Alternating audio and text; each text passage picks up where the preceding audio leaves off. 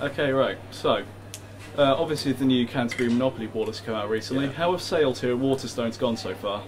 Extremely well, despite the issue. We're selling 20 or 30 a day, which for something that's £25 is pretty good in the bookshop. When it's on sale everywhere in town, I think the worksmiths, maybe the supermarkets.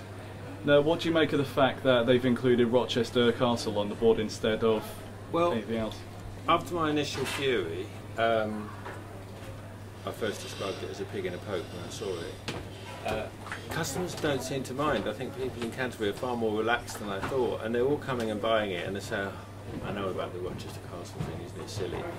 But they're buying it anyway. So the first 2 days I sold it for £5 off.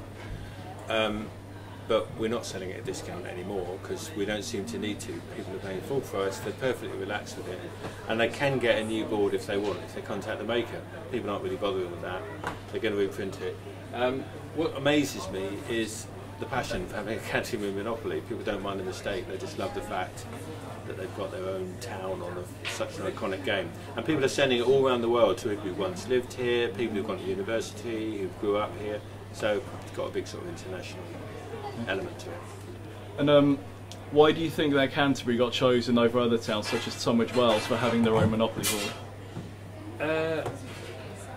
It's an overused word, iconic, isn't it? But I think that's the reason. I mean, I've spoken to the makers and they asked for certain places to be on the board, like Tiny Tim's Tea Room and the Cathedral. Obviously they made a mistake in not including this famous bookshop. There are so many World Heritage, like, name-checking places in Canterbury, whereas Tunbridge Wells, you've got the Pantiles, yeah, everybody loves it, but it's got less associations. Hey. You personally, what do you think of the board? Would you buy it?